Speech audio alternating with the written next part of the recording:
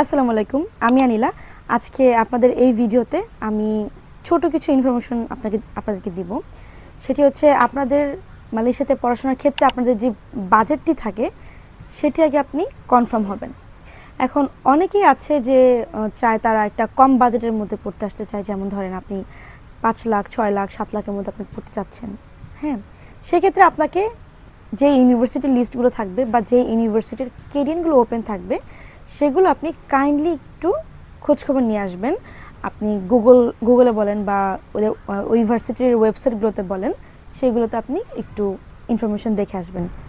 তাছাড়া আপনি যদি এরকম কোনো ইউনিভার্সিটিতে আসতে চান যেখান থেকে আপনি ক্রেডিট ট্রান্সফার করবেন, সেই ভার্সিটিগুলোর বাজেট লিস্ট থাকবে ডিফারেন্ট।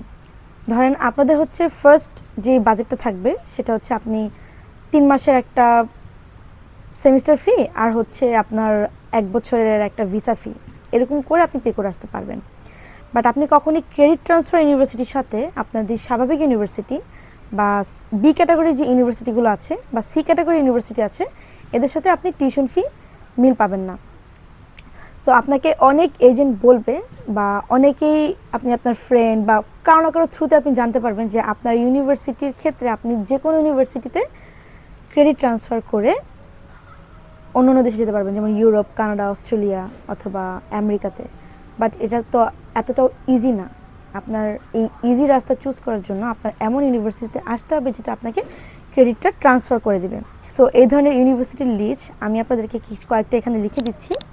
হ্যাঁ, এগুলো আপনারা গুগল করে দেখতে পারেন, এগুলোর ক্যাম্পাস, এগুলোর ওয়ার্ল্ড র্যাঙ্কিং কীরকম, আর এখান থেকে ক্রেডিট ট্রান্সফারটা কীরকম হবে বা এখানকার পড়াশোনাগুলো কীরকম এই ইউনিভার্সিটিগুলোতে, সেগুলো আপনারা গুগলে দেখতে পাবেন।